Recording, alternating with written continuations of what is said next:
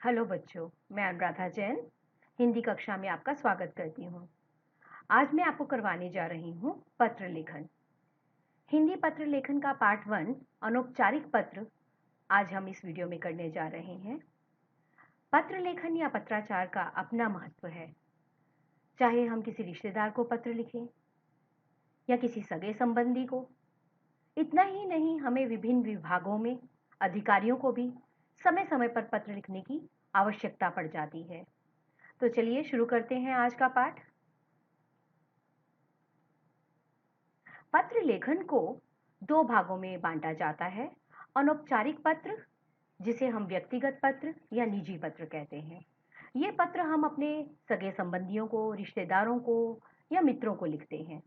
और औपचारिक पत्र, व्यावसायिक पत्र इन्हें कहा जाता है। अधिकारी वर्ग को संपादक के नाम या विभिन्न विभागों में इन पत्रों से पत्राचार होता है। आगे चलते हैं।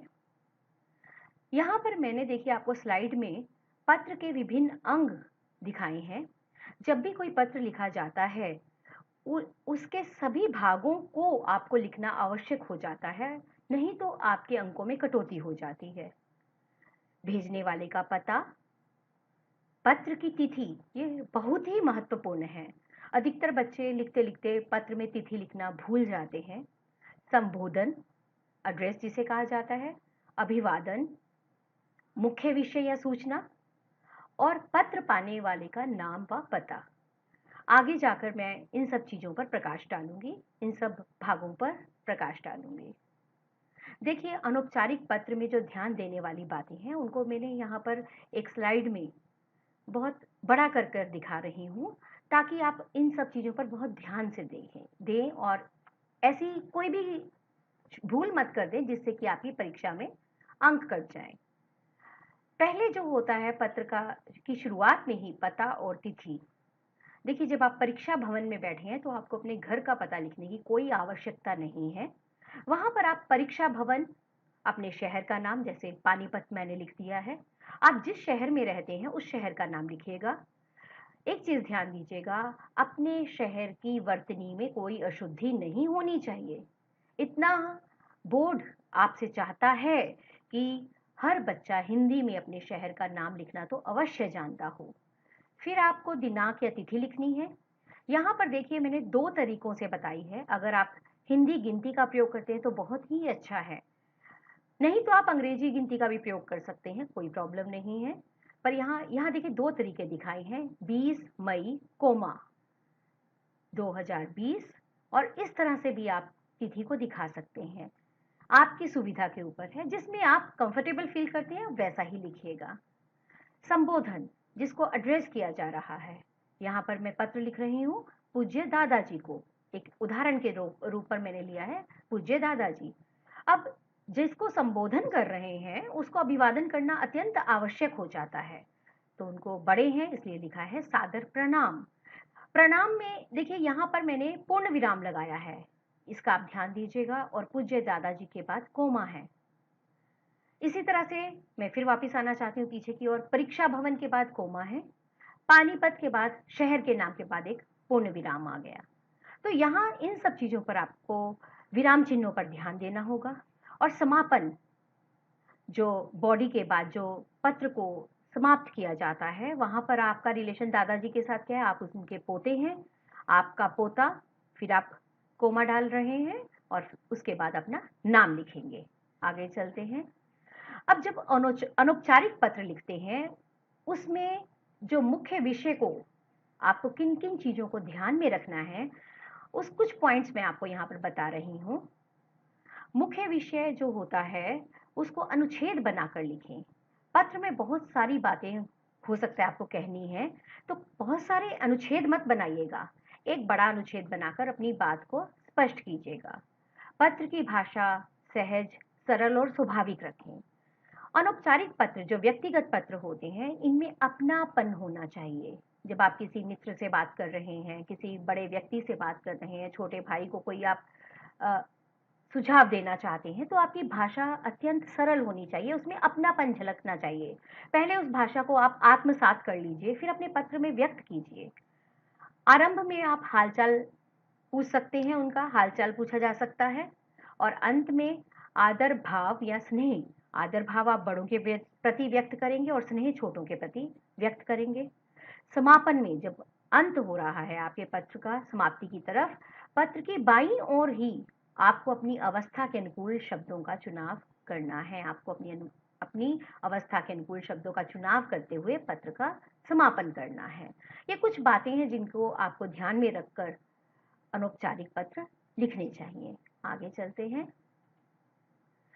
अब इस स्लाइड में मैंने जो है आपको विभिन्न संबंधों में किस प्रकार के संबोधन होने चाहिए, क्या अभिवादन होने चाहिए और समापन में आप क्या-क्या लिख सकते हैं, उसको एक बॉक्स में आपको दिखा दिया है, एक टेबल सा बना दिया है आपके सामने।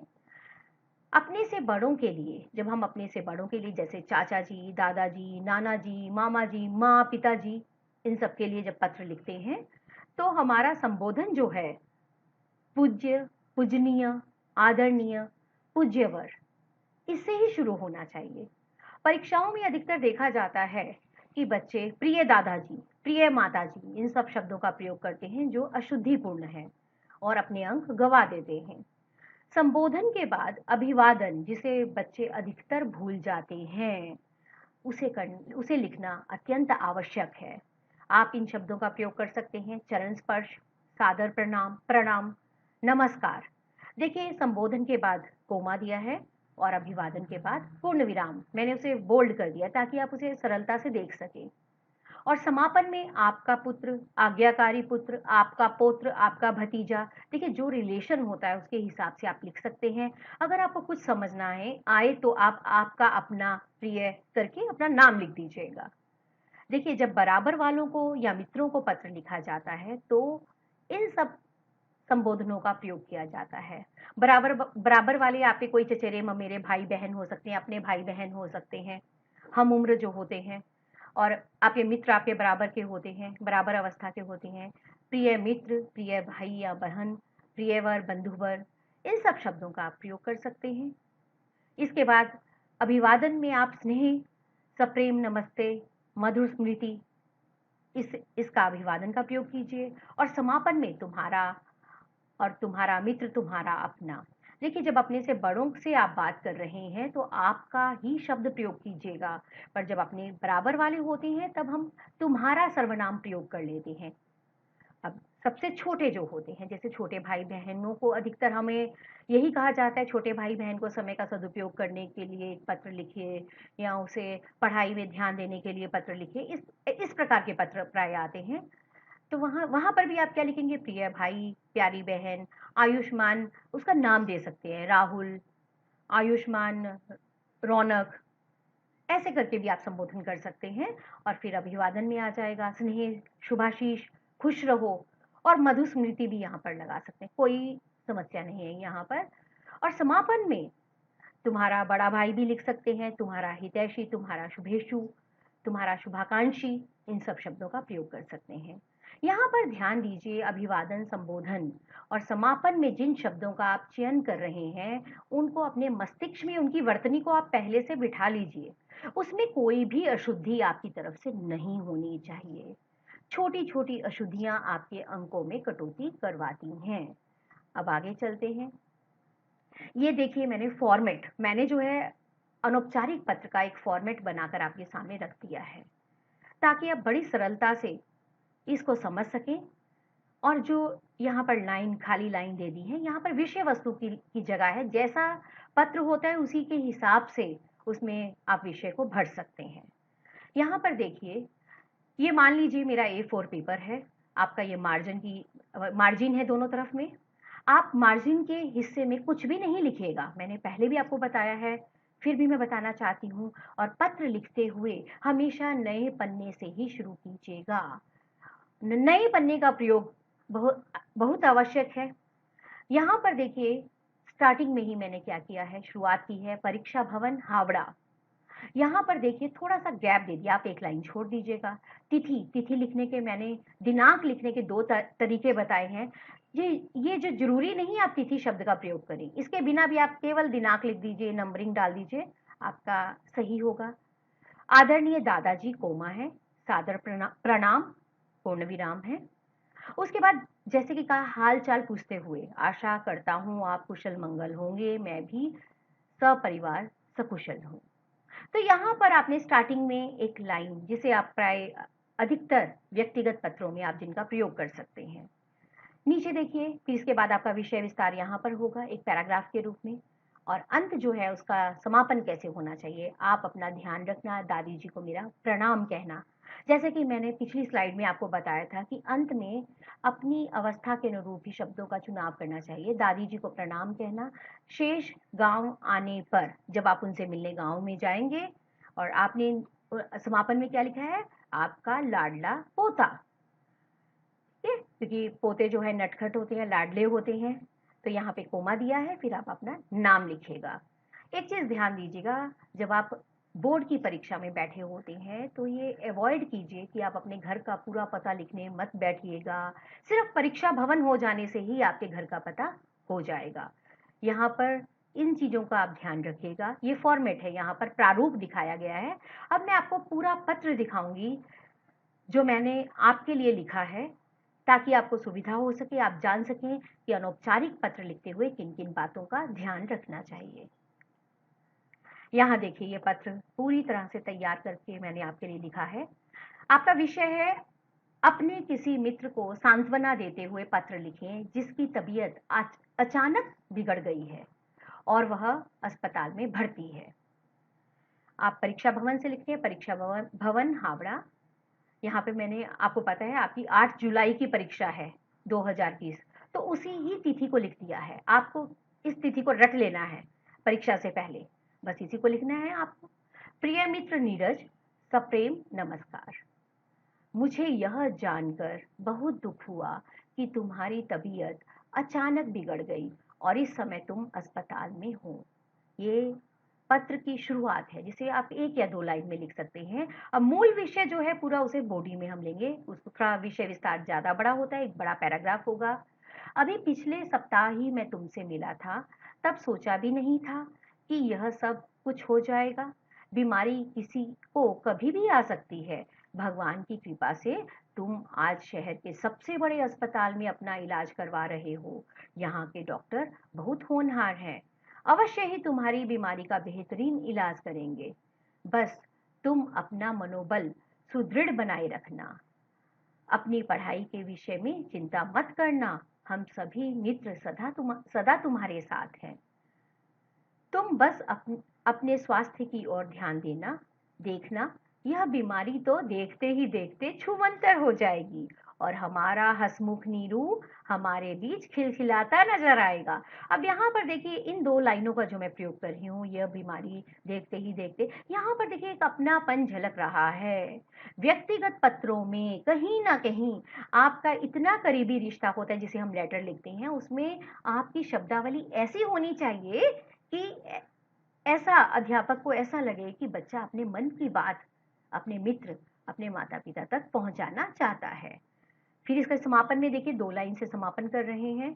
अपने माता पिता को भी धैर्य बंधाना, उन्हें अधिक चिंतित मत होने देना, अन्यथा उनका स्वास्थ्य बिगड़ सकता है। समय मिलते ही मैं तुम्हें मिलने अवश्य आऊंगा। शेष मिलने पर देखिए, यहाँ पर गैप दे दिया है ताकि जो भी आप चीज लिख रहे हैं स्पष्ट नजर आनी चाहिए। तुम्हारा शुभाकांक्षी नयन, आपने अपना नाम लिख दिया। ये पत्र हमारा यहाँ पर समाप्त हो गया। यहाँ पर देखिएगा, पत्र जो है टू द पॉइंट होना चाहिए, पर व्यक्तिगत पत्र थोड़े से आपके औपचारिक पत्रों से लंबे हो जाते हैं। अधिकतर बच्चे भावनाओं में बहते बहते अपने पत्रों को के विषय विस्तार को बढ़ाते ही चले जाते हैं, पर आपको पता होना चाहिए आप परीक्षा में बैठे हैं, आपकी शब्द सीमा पर ध्यान रखना भी आवश्यक है। आगे चलते हैं। ये देखिए 2019 का पत्र, उसका इनफॉर्मल लेटर का टॉपिक मैंने यहाँ पर रखा है। यहाँ पर देखिए, write a letter in Hindi in approximately 120 words. आपको ये ध्यान देना है 120 शब्द लगभग, उससे थोड़े 19-20 ऊपर हो सकते हैं, पर आप 120 के 200 शब्द मत बना दीजिएगा। अपने लेटर को लेटर रहने दीजिएगा, निबंध मत बना दीजिएगा। ठीक है, आपको 2 टॉपिक दिए पर मैंने क्योंकि यहाँ पर आपको अनौपचारिक पत्र दिखाया है इसीलिए उसी की टॉपिक को यहाँ पर रखा है और आपके अंक है 7। यहाँ पर देखिएगा आपकी जो फॉर्मेट होता है 7 अंकों का विभाजन जो है 2 + 5 में होता है। 2 + 5 इसका मतलब क्या हुआ? मैं पीछे जा रही हूँ एक बार आपके। यहाँ पर देखिए जो आपका प्रारूप है, ये उसका प्रारूप है, फॉर्मेट है, ऊपर और नीचे का। ये उसकी बॉडी है लेटर की। 2 और 5 ये 5 अंकों में ये जा रहा है आपका। पर यहाँ पर एक चीज़ ध्यान दीजिएगा कि अगर आपने इस चीज़ में कहीं पर भी कोई गड़बड़ कर दी, मान लीजिए आप दिनांक लिखना भूल गए, आप संबोधन, अभिवादन कुछ भी लिखना भूल गए, तो आपके अंकों की कटौती उसी हिसाब से हो जाएगी। 2 में से आपको 1 एंड हाफ, 1 और आधा भी मिल सकता है अगर आप ज़्यादा ही गड़बड़ियाँ कर देते हैं। तो ये छोटी-छोटी अगर इन छोटी-छोटी बातों का आप ध्यान रखेंगे तो आप अंक गँवाने से बच सकते हैं। तो वापस पीछे चलती हूँ। मैं टॉपिक पढ़ रही हूँ। आप अपने परिवार के साथ किसी एक प्रदर्शनी को देखने गए, एग्जीबिशन। देखिए बोर्ड जो है अधिकतर काफ़ी कठिन शब्द जो होते हैं उनके हिसाब से उन्हें लगता है कि जो शब्द जो है बच्चे आसानी से नहीं समझ पाएंगे, उनको प्राय आप देखेंगे ब्रैकेट में अंग्रेजी का उनका अनुवाद दे देते हैं। वहाँ आपने क्या-क्या देखा? वहाँ कौन-कौन सी चीज़ों ने आकर्षित किया? अब एग्जीबिशन बहुत तरह की एग्जीबिशन होती है और साइंस से रिलेटेड हो सकती है, घर की ज़रूरी सामानों से रिलेटेड एग्जीबिशन होती है, कपड़ों की एग्जीबिशन होती है। वहाँ आपको कौन-कौन सी चीज़ों ने आकर्षित किया? अब ये नहीं कि आप इतनी चीज़ें भर दें। हो सकता है आपने एग्जीबिशन में कई चीज़ें देखी, पर आपको 4 से 5 या 2 से 3 चीज़ों ने अत्यंत आकर्षित किया। तो उनके बारे में आप अच्छे से एक्सप्लेन कीजिए क्योंकि आपने उनकी जानकारी भी हासिल की। जीवन में उनकी क्या उपयोगिता है? अब उपयोगिता पूछी गई है तो आप घर से रिलेटेड वस्तुओं की ही एग्जीबिशन का यहाँ पे वर्णन कीजिएगा या जो मोबाइल से मोबाइल अब टेक्नोलॉजी इतनी बढ़ गई है, तरह-तरह के मोबाइल हैं, कंप्यूटर्स हैं, लैपटॉप हैं। अगर आप इन एग्जीबिशन में गए हैं तो उनकी उपयोगिता के बारे में वर्णन करते हुए अपने अनुभव को बताते हुए अपने मित्र को पत्र लिखना है। प्रिय मित्र उन्होंने लिख दिया है। ठीक है? जब आप उसको संबोधन कर रहे हैं, प्रिय मित्र, तो आप मित्र का नाम भी लिख सकते हैं। मैंने आपको पहले भी बताया है, जैसे प्रिय मित्र रवि, उसके बाद सप्रेम नमस्कार। अपना अनुभव की जब बात आ जाती है, इसका मतलब ये आपका व्यक्तिगत, आपका थोड़ा-सा अपनापन झलकना चाहिए कि अगर तुम साथ में होते तो क्या मज़ा आता। कितनी एग्जीबिशन हमने, कितनी प्रदर्शनियाँ हमने एक साथ हमने घूमने गए हैं, कितनी प्रदर्शनियों में और कितना आनंद उठाया है। आज मैंने तुम्हें बहुत ही याद किया। तुम्हारे मतलब कि वहाँ कई चीज़ें थी। तो इस तरह की बातें करते हुए आप अपने पत्र को में अपनापन दे सकते हैं। मैं अनुराधा जैन आज आपसे अलविदा लेती हूँ। अगर आपने मेरा चैनल सब्सक्राइब नहीं किया है, तो कृपया उसे सब्सक्राइब कीजिए, लाइक कीजिए, शेयर कीजिए। धन्यवाद।